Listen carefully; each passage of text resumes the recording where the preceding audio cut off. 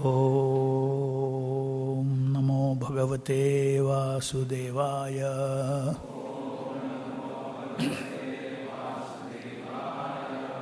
Reading from Srimad Bhagavatam, chapter 4, text 12, chapter 12, text number 33. Iti vyavasitam tasya vyavasaya surottamo darshayama saturdevim puroyanena gacchatim.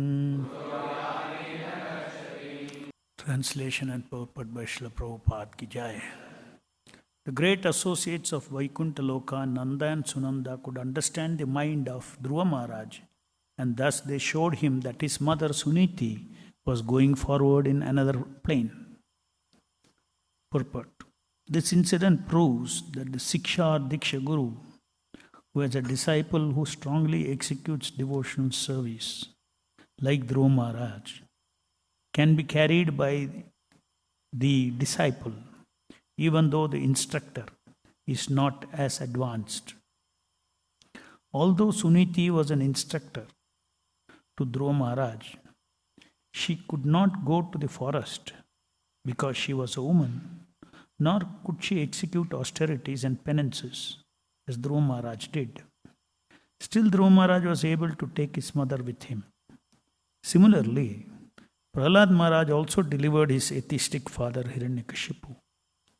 The conclusion is that a disciple or an offspring who is very strong devotee can carry with him to Vaikuntha Loka either his father, mother or Siksha or Diksha Guru.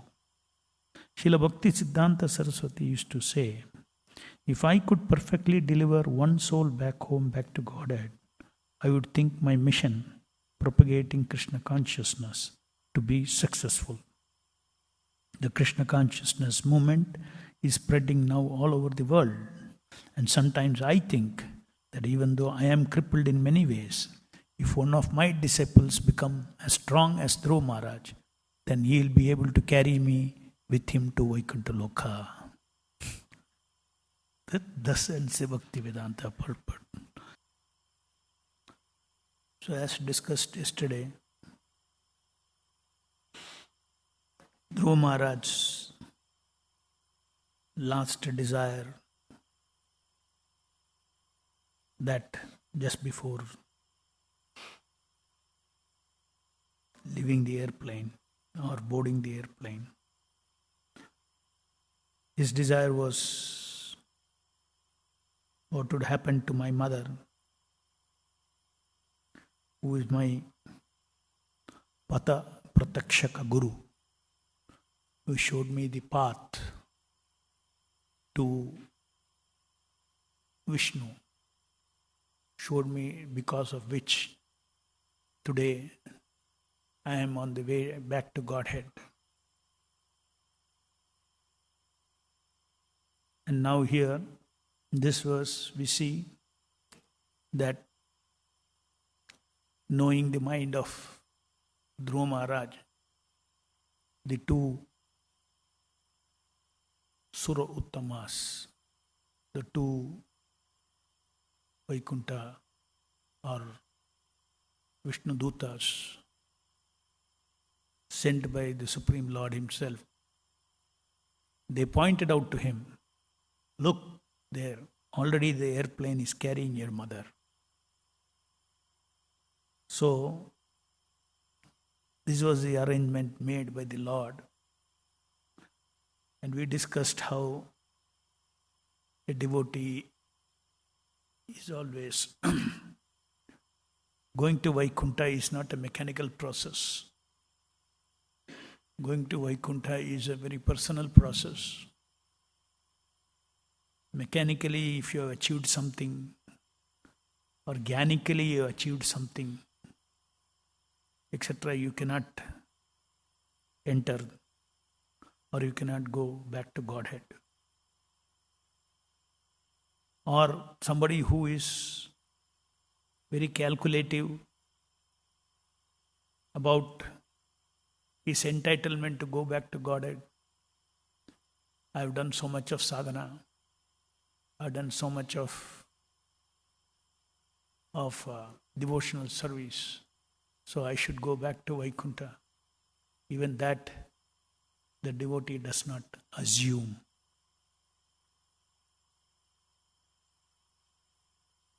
Because it is a personal decision of the Supreme Lord.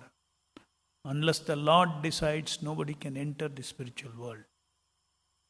And if the Lord decides, nobody can stop entering the spiritual world.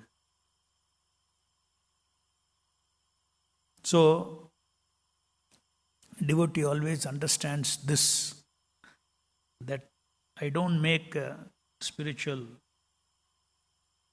advancement, real significant advancement, merely by my effort.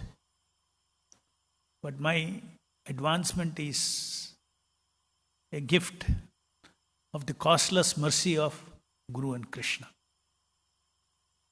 No doubt I have to do what my spiritual master asked me to do. But when I do what the spiritual master has asked me to do, what result he has to give me is his costless mercy. Costless mercy means it is not commensurate with the effort that you put. There is no, in the material world, everywhere, there is an equation. You do this much, there is a fruity world. You earn this much. Actually, one can never earn the spiritual world. One can only beg for the mercy, beg for detachment, beg for transcendental knowledge, beg for attachment. Ultimately, one gets only when the Lord, anything to do with the bhakti, one gets only when the Lord personally bestows upon the devotee. So this is the world of bhakti, that is a world of, Vaikuntha Loka. This world is different. This world is earning world. Somebody can do a lot of tapasya and earn so much power. And so much power, and if he gets the power and it pleases, like Hiranyakashipu pleased Brahma, like that if he pleases somebody, or Shiva, then they also are obligated to, fulfill their boon. We have seen so many anecdotes where they have to give the boons. And finally, it is only the Supreme Personality Godhead Vishnu who saves, who is smarter than the smartest, most brilliant, who saves even demigods, who give foolish boons, who are forced to give foolish boons because of their intense worship of the demigods. So these fundamental principles of costless mercy is always carried in the mind by a sadhaka, a devotee who is practicing devotional service under the guidance and instruction of the spiritual master. In fact, one should anticipate costless mercy, because if something cost 10,000 rupees and your salary is 100 rupees, how can you ever purchase that for 10,000 rupees? There is a practical limitation. You do all kinds of calculation. With your calculation, you cannot do it. Just like I remember this, when the few columns had come up of this Hare Krishna hill, ground level columns. That time I was doing a japa on the rock there, where the fountain is there. Then after japa I was doing one calculation. Square feet and all these things, total square feet, and the north block was not even there in the design itself. Only the central square was there. I had no idea what to do with the front. And then did a calculation, and then in those days, it came to around 15 crores. Or 7 or 8, whatever. So then I calculated, okay, I got, the temple has 3 devotees collecting. And 3 devotees collecting, each devotee may collect 5 lakhs. Those days, in the name of project also, they used to collect 5 lakhs. 2 lakhs to 5 lakhs. So total about 10 lakhs will come. Calculation. Then I am doing all this calculation. Then I did calculation. 3 lakhs to maintain the temple will go. Then 7 lakhs will be left. 7 lakhs per month. 12 months, how much is it? Not even 1 crore. Correct? And the project was, no, actually it is not 5 lakhs and all. In those days, collection was not there. Much lesser. Anyway, I did a calculation and I saw that if 15 crores temple have to be built, it will take 30 years. And finally we spent 29 crores. 29 crores means it would have taken 60 years to build the temple. This is calculation. But then how it was built? Costless mercy. There is no calculation. It doesn't go by your calculation. So when devotees chant, Krishna fulfills their desires to serve him. Beyond your ability, beyond devotees' abilities. He can do anything. So whenever we engage in devotion service of the Lord, either service or we engage in sadhana. Sadhana also has a sadhya, as a goal. When you do sadhana, we are doing it for a particular goal. Initial goal is cleansing of the heart. There's a different stage. Anartha nivritti. I want to attain anartha nivritti. All these, one should understand that I follow the instructions of the spiritual master in great anticipation of the costless mercy of Guru and Krishna, who can do anything, who can bestow and gift anything to me. And because of that faith that the devotee has got, he is always thinking that I am a product of the costless mercy of the Lord. The karmis in the outside world, they think my present position, I am a product of all my vision, my hard work and everything. I am a product of that. This is karmi ahankara.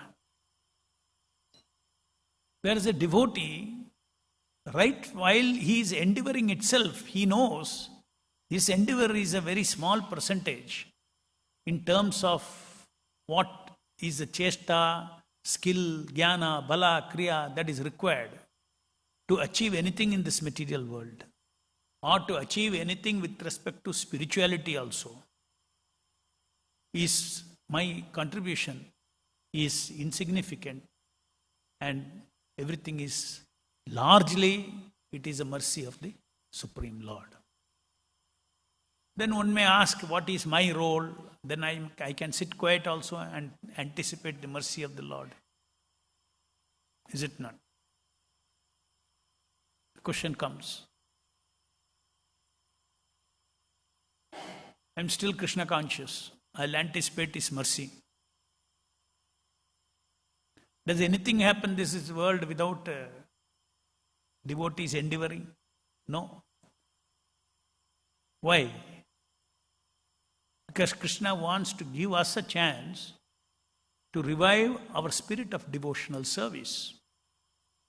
So whatever in terms of value the contribution of our service may be, but Krishna takes the devotion or the effort devotional effort we make, the anxiety we take, the desire we have to serve Krishna, the desire to serve the mission of Srila Prabhupada and Krishna, that is being received by the Lord, accepted by the Lord. Bhava grahi janardana, he receives that.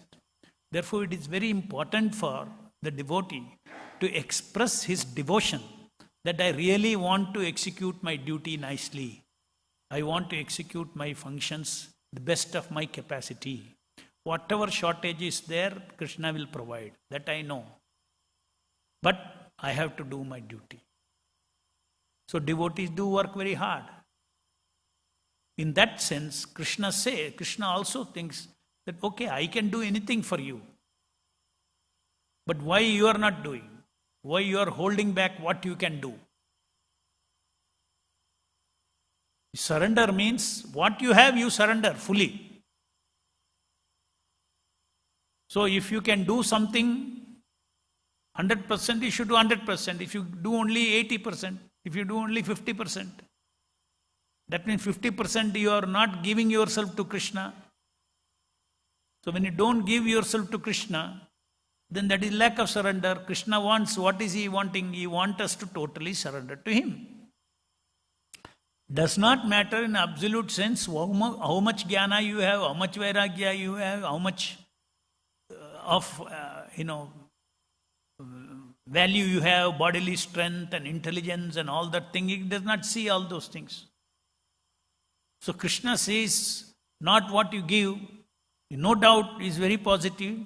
Something is better than nothing. He sees what you give, but he is very smart. He also sees what you are holding back.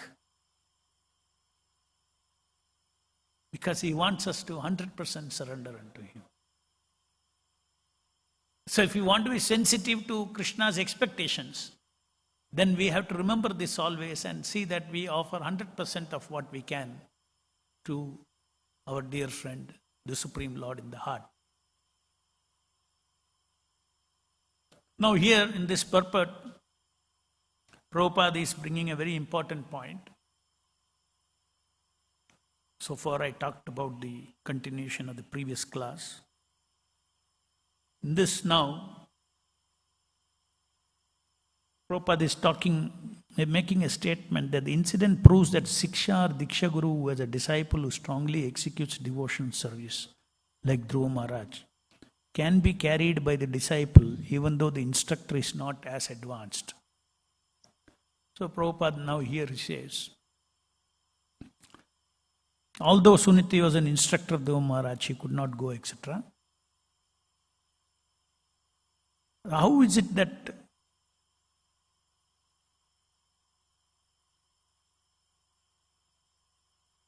Prabhupada is saying that the disciple or an offspring who is very strong devotee can carry with him to Vaikuntha Loka his father, mother or Siksha or Diksha Guru? See, spiritual life is a matter of advancement. And each soul makes his own advancement. But then how can one surpass the advancement of his Diksha Guru? We have to understand this in the right context.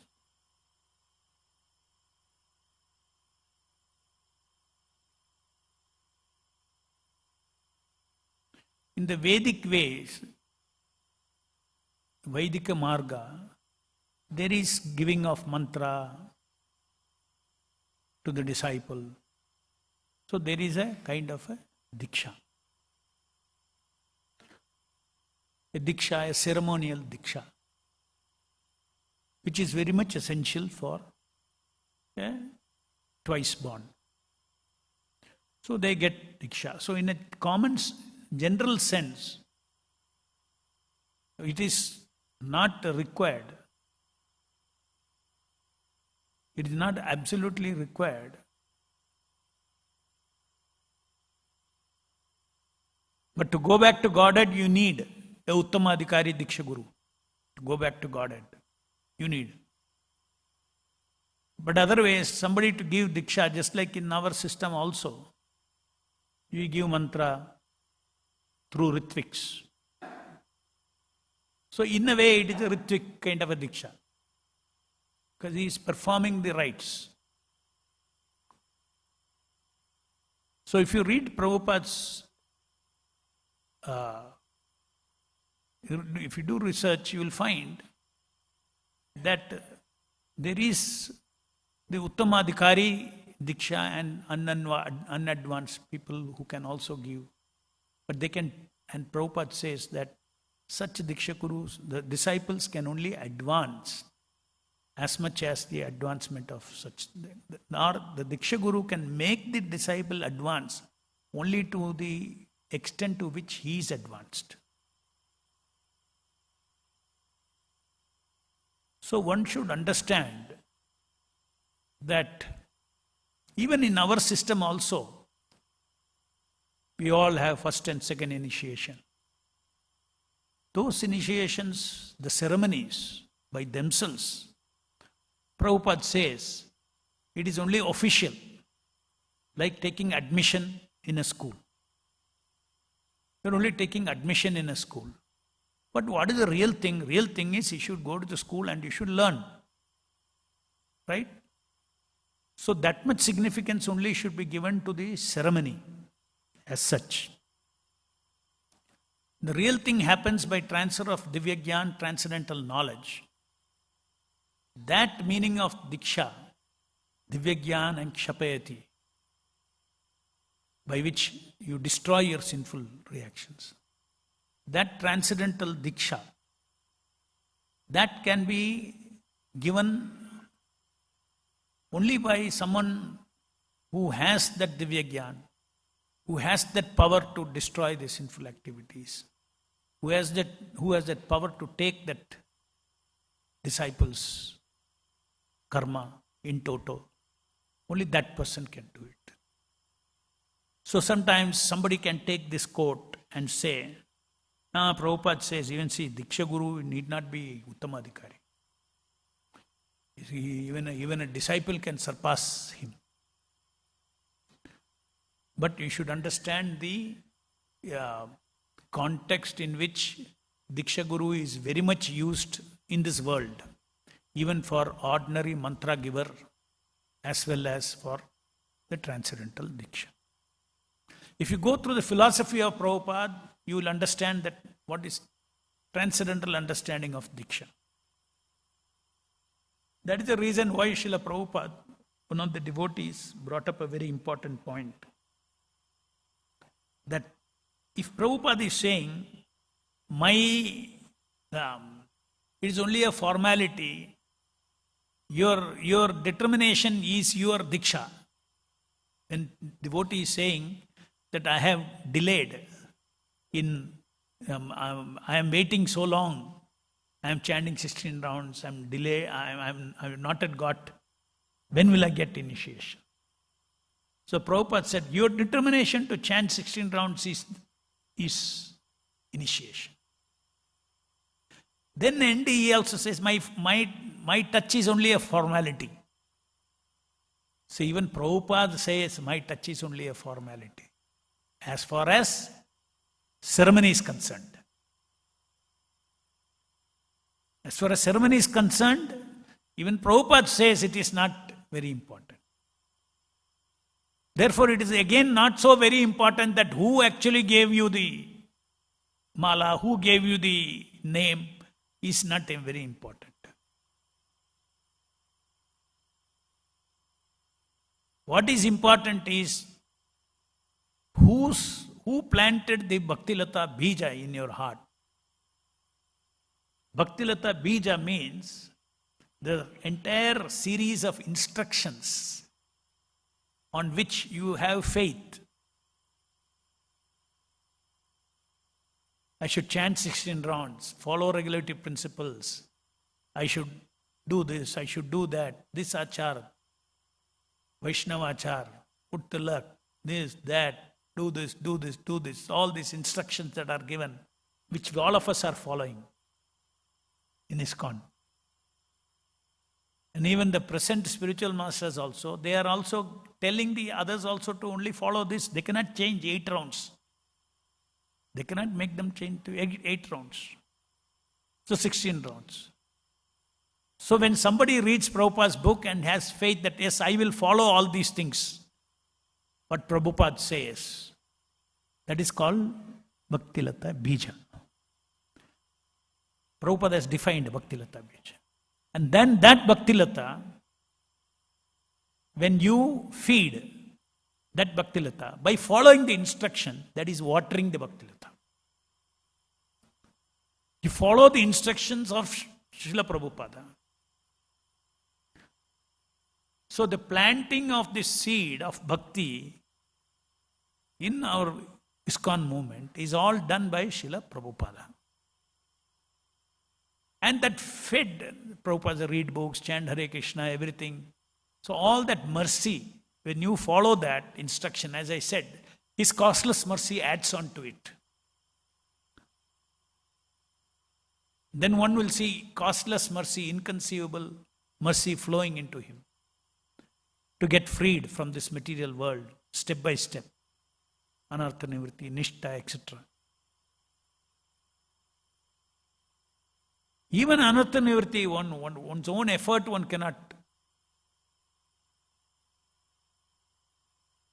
alone. One's effort is required to show one's determination, one's devotion, one's desire to come out of it. It is from that perspective, God helps those who help themselves. Our effort is very important. Without our effort, nothing will happen. You will not make any progress. So, that in that spirit we have to understand here when Prabhupada is saying, hope that once Siksha Guru or Diksha Guru may, the disciple can take him back to Godhead.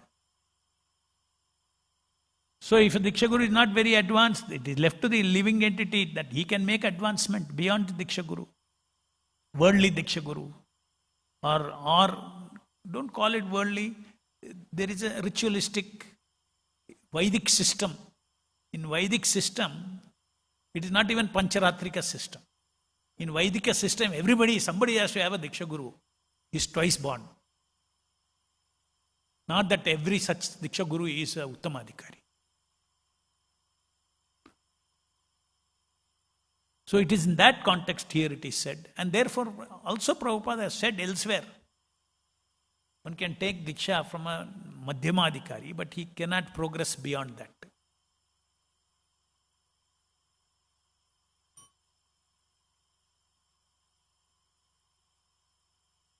But unless one is authorized by a predecessor spiritual master, then now come to Parampara. In our Parampara to sit, Ritviks don't sit there. The present gurus in ISKCON who are also doing this Diksha, they are also doing only Ritviks, but they are thinking they are doing more than that. They are also only doing that. That is why they dare not add their name after Prabhupada in the Parampara list. At least so far nobody has dared to put.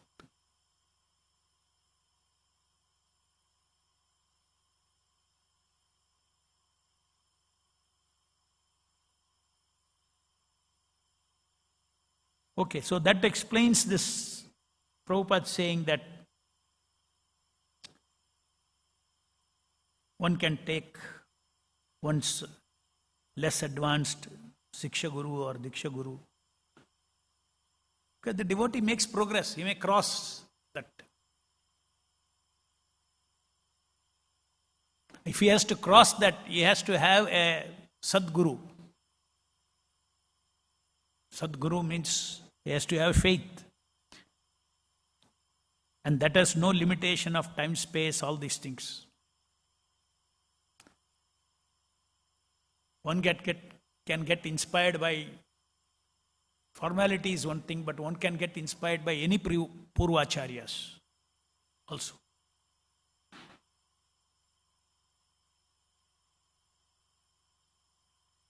Just like the modern present GVC says, they're all present, Prabhupada is Purvacharya now. Now there are current acharyas, current gurus. So he is gone into the list of Purvacharyas. But there is no prohibition from continuously taking transcendental inspiration, teaching, hearing from any of the Purvacharyas. But they have to learn how to understand that in the context of Prabhupada's teachings. Prematurely, without understanding Prabhupada's books, how you can jump to all the other things? You will make mistake, you will make offenses. But theoretically, there is no prohibition. So therefore, somebody may have regular Diksha gurus,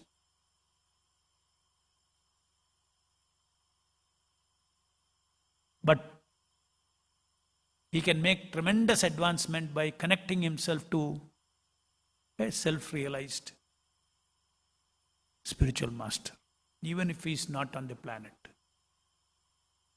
just merely by his teachings. And that is how this whole Ritik system works. That is why we are making advancement. We are making advancement because of our link to Srila Prabhupada. That is not a normal link. That your advancement does not automatically comes because you got Diksha from Prabhupada. So many people can take Diksha from Prabhupada and not follow what he says. Do they make advancement just because they took Diksha? No.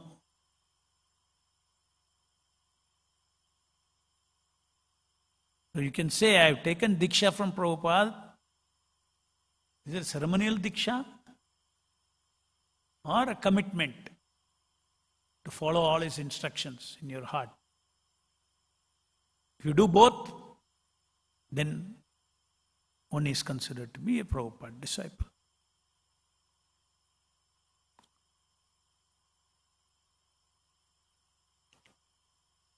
Next statement, Srila Bhaktisiddhanta Saraswati Thakura used to say, if I could perfectly deliver even one soul back home, back to Godhead, I would think my mission of propagating Krishna consciousness to be successful. Then Prabhupada next says that even I think I am crippled in many ways. If one of my disciples as strong as Dhruva Maharaj, then he will be able to carry me with him to Vaikuntha Loka. Now this is a transcendental ecstasy of Srila Prabhupada. It is his humility, Srila Prabhupada's humility. Even Bhaktisiddhanta Saraswati Thakur's statement is a statement of humility. Not a factual statement. But thousands of souls, millions of souls, they can take it back to Godhead. Because they are all eternal associates of the Lord. They come here with a mission on behalf of Krishna. But they are setting up, in reality they are thinking with respect to their personal thinking, they are in fact thinking like this.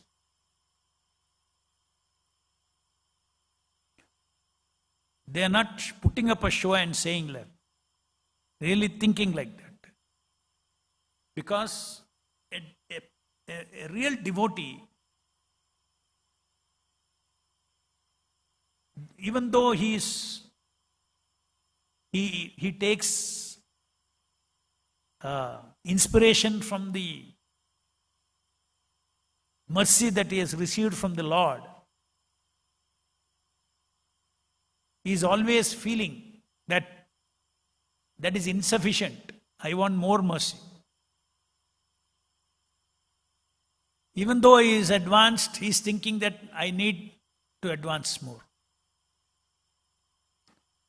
So a pure devotee is always feeling simultaneously gratitude to everything that he has received At the same time, he is always feeling that there is so much more desirable.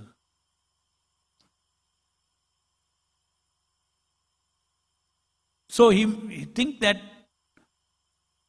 you have something, still you think that it is not enough.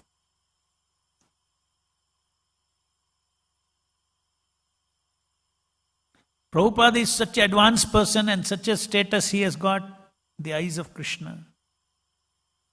And he's saying, if one disciple like Dhruva Maharaj, as strong as Dhruva Maharaj, can take me back to Godhead.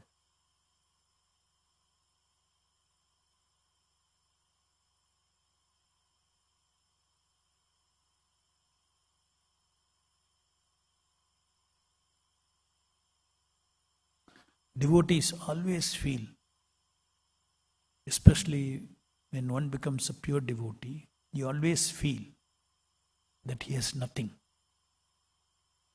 He has no qualification. Why does he feel? Then you can say, how can somebody be in so much illusion? He's a spiritual master, he has got so much detachment, he's a sannyasi, he's so much attachment to Krishna, and he doesn't think that he has got anything.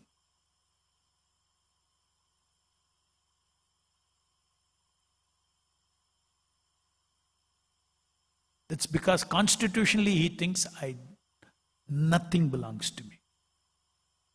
I am made up of the mercy of my spiritual master.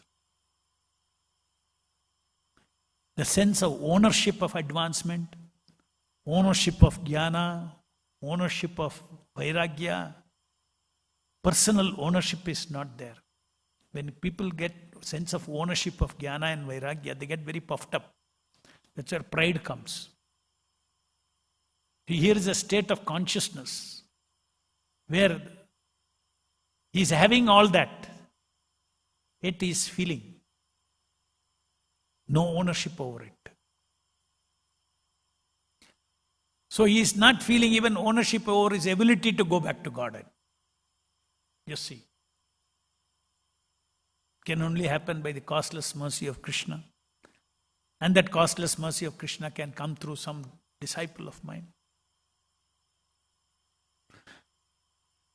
So these are all not, we cannot understand these things in a rational manner. With a rational mind we cannot understand, sorry. With a rational mind you cannot understand all this. Oh, it's a factual statement.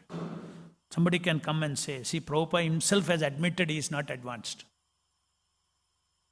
Some Gaudiya Mata can come and say, correct? Prabhupada in writing he has admitted. He is not advanced. Prabhupada in writing has admitted he cannot take anybody back to God. When he cannot go, why anybody can take? This is a rational mind. That's why I started speaking this like it's a transcendental ecstasy. They are in devotional ecstasy. They are in another dimension when they speak such things. When Bhaktivedanta Saraswati says even one disciple, it's a transcendental ecstasy. If you take this as a factual statement, then everybody will think, "Arey, hum sab kya kar rahe idhar?" Bhaktivedanta Saraswati Thakur told that. Prabhupada told this. Humko kya hoga? Hum kya karega? What is our hope? Yeah, we should have faith in Prabhupada, and then we should ultimately have faith and hope, the costless mercy of the Supreme Lord. Krishna is the Supreme Personality of Godhead. Nobody else is supreme. Spiritual Master is only a servant of the Supreme Personality of Godhead.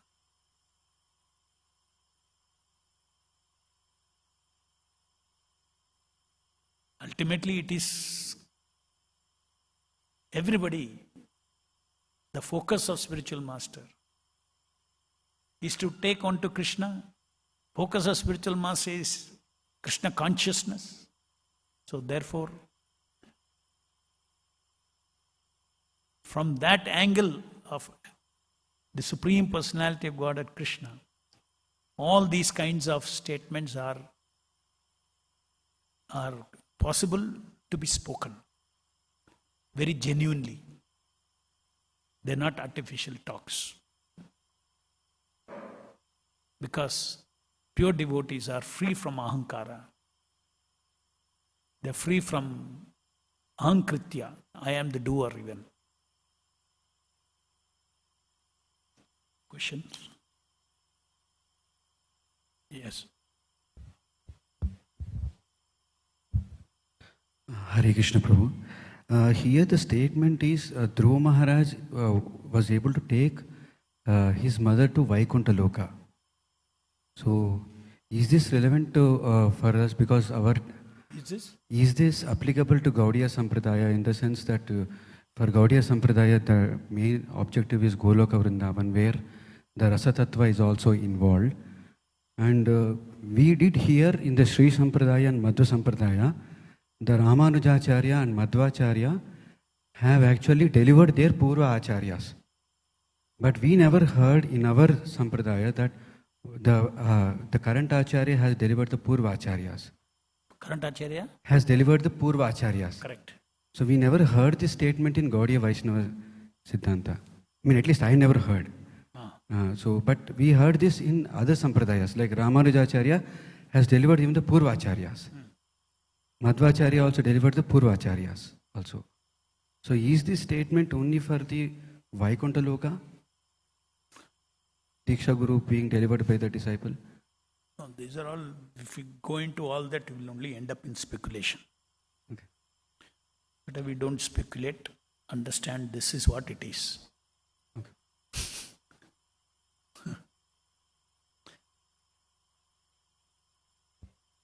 And all these things are possible. No fixed, rigid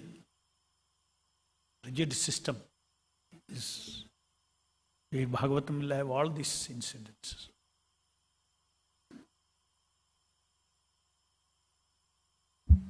There is no fixed rule like that.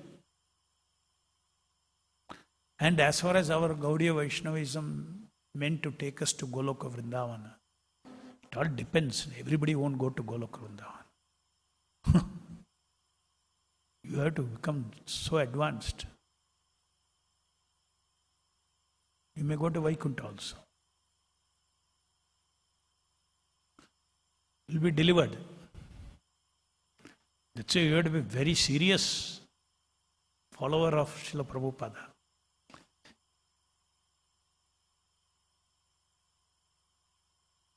That is why, in an absolute sense, anything makes sense. Bhaktisiddhanta Saraswati, if I can take one, he could be meaning that if I can get one manjari, he himself is a manjari. It could be meaning that. Can somebody come to that level? Can I get one soul? So therefore, earlier I made a statement on the absolute platform. What they say, it makes sense to them.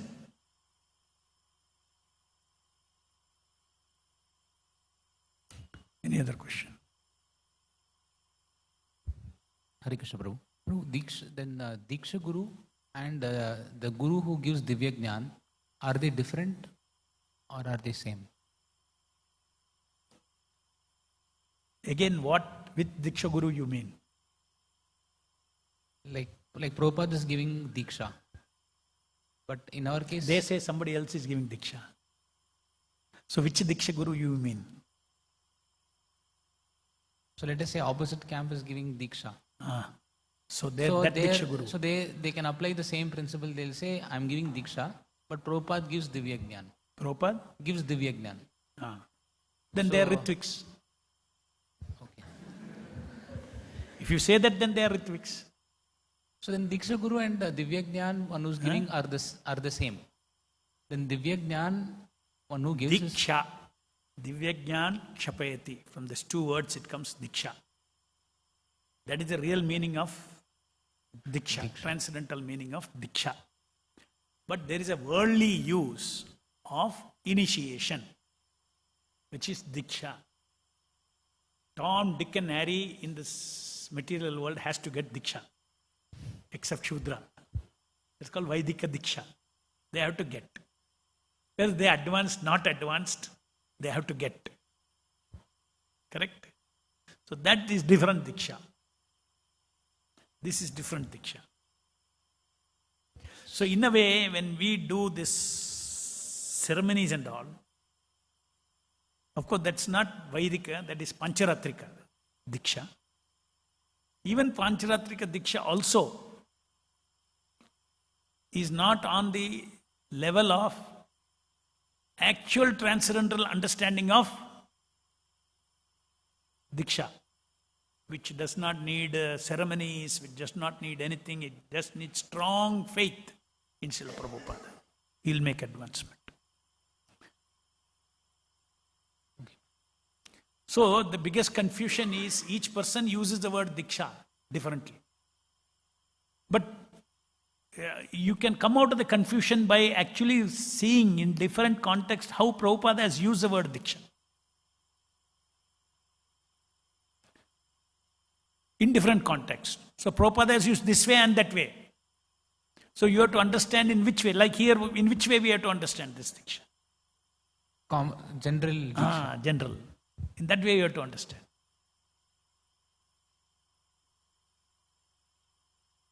You have to take Diksha from a Uttamadhikari. How do you understand that? That is, you have to understand it in a different way. That Diksha Guru. When Prabhupada says, yeah, ceremony is not important. When he says, as far as in the ceremony, my touch is only formality in the ceremony. That is why he made everybody do ceremony. Why I should touch? So even during Prabhupada's time, you can say that that ceremony was always only a ceremony. But the real function, in addition to that ceremony, he was doing. Giving Divya Gyan to the sincere devotees. If somebody had taken only ceremonial Diksha from him and never had faith in Prabhupada, where is that connection? That connection is never there. That connection is never there. Transcendental connection has to be there. Like Prabhupada says, I met my spiritual master in 1921. Several years after that, he got the formal Diksha. But he says, I consider that as initiation. So what does that? So when he uses the word initiation for that, what does he mean? That initiation, transcendental initiation.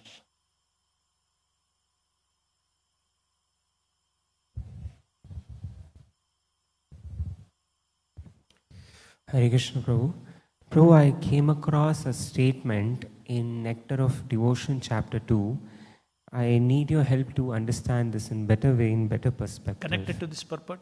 Not Prabhu. I mean somewhat Prabhu. Huh? Somewhat. If you want. Anybody has question connected to this? Yeah, please, let's finish questions connected to it. Hare Krishna Prabhu. You spoke about in the current gurus, nobody is put their name in the parampara. So in that sense, Prabhupada remains the 32nd Acharya in the parampara. No, put nobody or has, not. Whether they put or not, he remains. He remains. So, but the whole argument is that we need a current link in the parampara, and that is why these gurus are there. In that sense, there should be the 33rd according to by that logic, no Prabhu, because it defeats the whole argument when they say that if they are not putting that name. What is our argument? You tell me. We say Prabhupada is the current link. Why? Because we are taking all inspiration from him and Not because of his principles only we are following, the 4 regulative Not principles. because of that. He is the 16 rounds. He is a current link because he did not order anybody to be the next. Please Give proper answers. Okay. Because he did not order anyone, therefore he is a current link. If he has ordered, then you are jumping over. If he has ordered, then you are only a grand disciple. You cannot be a disciple. You can give grand disciple and you can take inspiration from Prabhupada, Bhaktivedanta, from anybody you can take inspiration. Up to Krishna you can take inspiration. But disciple you will be of Prabhupada. What did he say?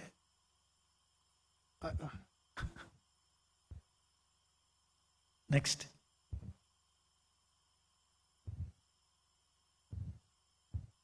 Hare Krishna, Prabhu. Prabhu, you spoke about this mystic power in the beginning. Huh? Today you spoke about mystic power in the beginning. Today's class, mystic power. Who has mystic power? No, this. We discussed about this Dhruva Maharaj. Dhruva Maharaj. Yeah, so I was thinking, and then you spoke about this temple you built, and those days you had very few fundraisers. And big, you had a big project, and so much funds to get was difficult, as per your calculation. So I was thinking, if Krishna could have given some mystic power to the fundraisers, I think we could have really made more funds for the temple. So why didn't Krishna do that? Because if you give mystic power, you will not learn devotional service.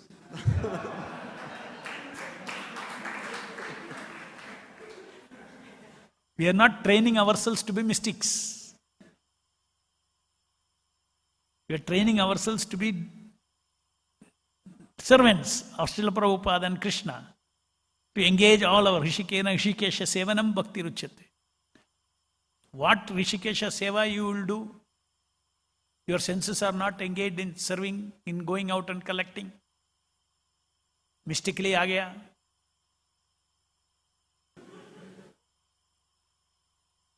It is not Krishna's limitation. There is a purpose. Everything is going perfectly. If there is no collection, you are a collector, you have no collection nahi aa raha hai. Oh, Krishna has a plan. Our duty we should do.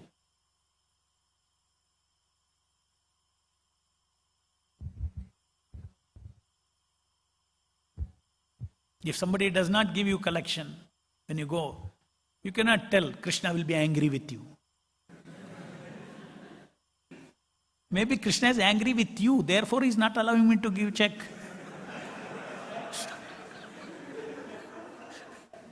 Your attitude, your this thing, everything. Yes. Hare Krishna, Prabhu. Prabhu, you spoke about that we should give our 100% to the Lord. So now sometimes, unless we are put into some situation, we don't really know that, okay, whether I could have ever done this. So now one thing you have told before that if we do the sadhana which Prabhupada has given, morning sadhana, so that time we know we are giving our 100%. So apart from that, is there anything else should we do to see that we are giving our 100%?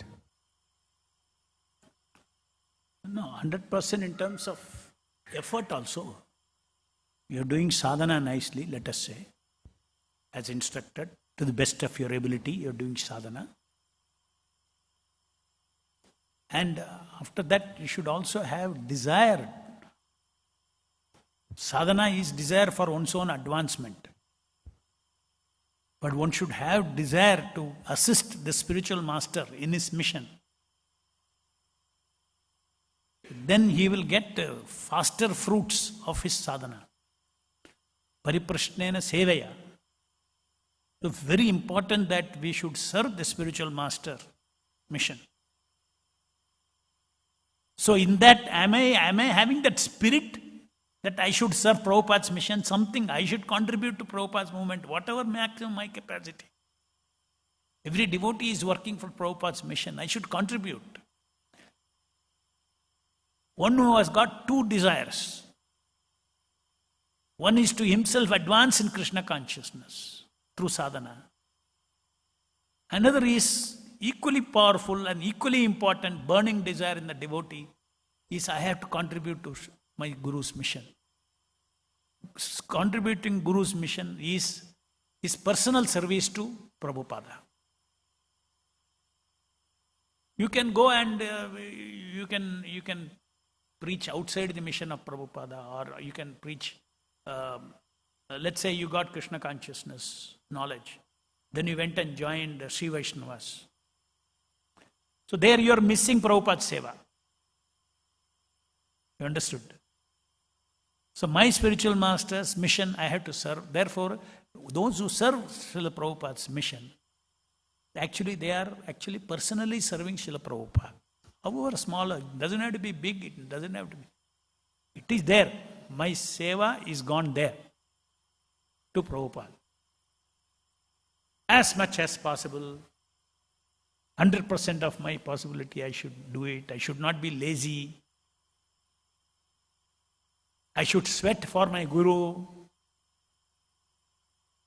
When you sweat for your Guru, then you will get wonderful spiritual realizations.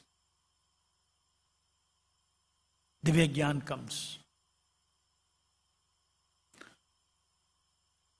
Grandharaj Srimad Bhagavatam ki jai, Jagat Guru Srila Prabhupada ki jai.